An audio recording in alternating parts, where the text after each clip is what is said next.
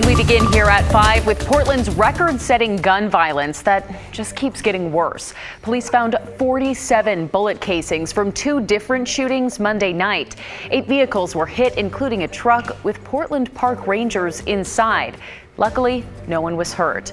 It's the second night in a row where dozens of rounds have been fired, narrowly missing people. Devin Haskins talked with those living near the latest shootings. At Southeast Woodstock and 72nd, at least 26 shots were fired Monday night around 9 p.m. Sounds of gunfire startling those who live nearby. Well, first of all, we heard a Oh yeah, we hit the ground every single time. Police say 2 cars were hit, a bullet coming within inches of a driver of a passing car. Luckily, it missed the driver, but it was right at head level. I just think it came in at an angle to where it fortunately missed the driver. The other vehicle was a Portland Parks and Rec truck with 2 Rangers inside. Luckily, no one in either vehicle was injured.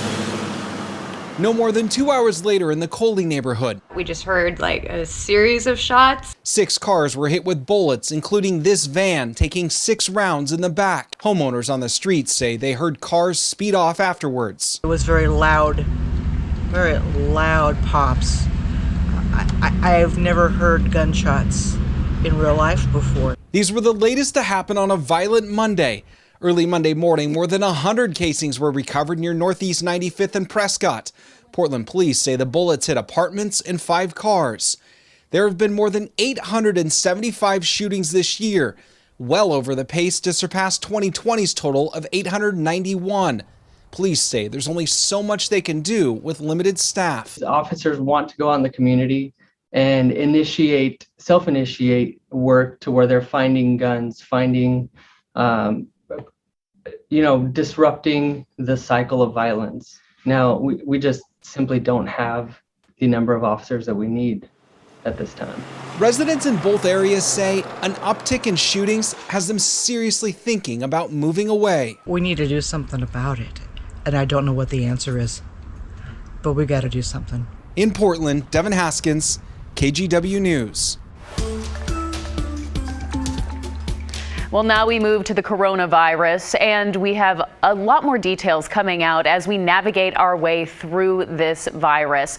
Let's get to some more stories here, talking about COVID death surges in Josephine County. The situation in Southern Oregon has deteriorated to the point that counties are struggling to handle dead COVID victims. 2 weeks ago, Josephine County borrowed a refrigerated trailer due to the surge in deaths. The County Office of Emergency Management says it typically has anywhere between 7 to 11 bodies in at a time, but now the county has to return the truck by the end of the week. I have asked the state to see if they can identify an additional alternate trailer to bring down and have pre-staged and pre-planned again.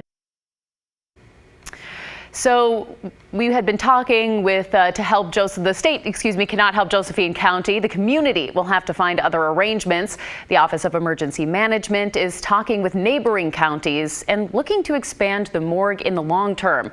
Officials say of Josephine County's COVID deaths, 87% are people who are not vaccinated. A staffing shortage forced Douglas High School to close yesterday, and now Oregon OSHA is investigating the district. This is in Winston, Oregon, in Douglas County.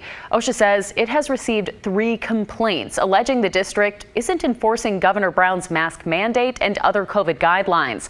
The district says 3 teachers have resigned in the past few days. It's unclear if those resignations are related to the complaints. One of the complaints includes an allegation that the employer is not enforcing or requiring the use of face masks, coverings by employees. And so the complaints fall along those lines in terms of the need, alleging that there's a lack of following the requirements to protect workers against exposure to COVID-19. OSHA says the inspection could take several weeks, but the results will be made public when it is complete. This is one of 2 confirmed OSHA inspections involving a school district in just recent weeks. The other is at the Adrian School District in Eastern Oregon. A superintendent was recently fired after refusing to allow school community members to openly defy the governor's mask mandate. The Crook County Sheriff's Office in Central Oregon says it's preparing for the worst in case a large number of deputies won't follow Oregon's vaccine mandate. The sheriff says 17 of his deputies said in a recent survey they're against the vaccine mandate, though none have quit yet. The vaccination deadline is October 18th. The sheriff says if he loses too many deputies, he'll ask the county to issue an emergency declaration. That would result in gaps in patrols up to 14 hours per week, limit the number of inmates booked into jail, and cut public safety and inmate programs. The pandemic and a labor shortage continue to make it challenging for Oregon restaurants to stay open. Some had to temporarily close recently in Portland. And tonight, our Joe Ranieri tells us one expert says there could be some hope on the horizon. One thing restaurants have been during this pandemic, resilient. It's been a roller coaster of a year and a half, and we thought it was going to get better once the vaccinations came, and July was great. We had, a pretty busy July. But since then, people have been staying away, in part to the surge of the Delta variant. Owner Rob Lutz says it's also been challenging to find people who want to work. We'll find a candidate here or there, and a lot of times their availability is maybe not what we have. We have a lot of people applying that don't show up to interviews. Just down the street at Broder Nord. We opened July 1st. We had a really rough time trying to find people to work for us, mainly back of house. Front of house, we had a good mix of people that came in. But yeah, finding chefs, dishwashers, prep cooks was not easy for us for a long time. It's the same situation all over the city. Diane Schuler owns Grant's Philly Cheesesteak in the Pearl District. When you get an application, you almost take the first thing you can get, because who knows when you're going to be able to get another person. So why has it been such a challenge for restaurants? A lot of it's been going back to school and wanting to get out of the service industry, not wanting to be in food anymore. The reduced workforce has also impacted food deliveries even when restaurants are able to open. Some have cut back hours while others have had to temporarily close, like this Burgerville location along Highway 99 in Tigard. Many think a lot of it has to do with people living off unemployment, but others disagree. We've raised our wages well above what they'd be getting, even with the bonus. There's also, tips that go out to the kitchen, and it's well above what they would be making on unemployment. While restaurant owners continue to find ways to stay open, the president and CEO of the Oregon Restaurant and Lodging Association, Jason Brandt, says he's slowly seeing improvement. We have seen some applications tick up, and this is anecdotal. We haven't seen data yet from the employment department, but we do believe that more people are applying for jobs since Labor Day weekend. In the meantime, restaurants will continue to do what they can and hold out for hope these tables will soon fill up again. Joe Ranieri, KGW News. The effort to find solutions to the homeless crisis in Vancouver just got a $5 million boost. That money will pay for a hotel being turned into a shelter. This is the old Howard Johnson Hotel by the Vancouver Mall, which shut down last February. Now it's being transformed into a 62-room shelter. A $5 million grant from the Washington State Department of Commerce just came through to pay for the purchase of the property. That frees up other dollars for construction and operating costs for the next 3 to 5 years. This is going to be great for the community. Some of the neighbors in the mall had some concerns originally, but I think we worked with them and set up some good neighbor standards to really get, to a place where everyone can be happy. The shelter will be called Bertha's Place and is expected to open up in November to house the homeless. Today, members of the Portland Thorns soccer team joined striking Nabisco workers. They walked the picket line in solidarity with workers at the Nabisco factory in Portland.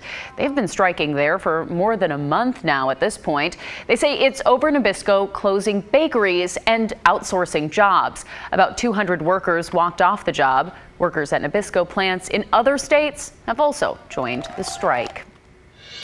Take a look at this. It's a caught-on-camera rescue off the Oregon coast. These are just wild to see. The Coast Guard saved 3 people and their dog after their fishing vessel sank on Sunday. This was about 45 miles off the coast from Lincoln City. The survivors were floating in a life raft when the crew found them, and thankfully, they are all okay. Wow, just crazy to see that video.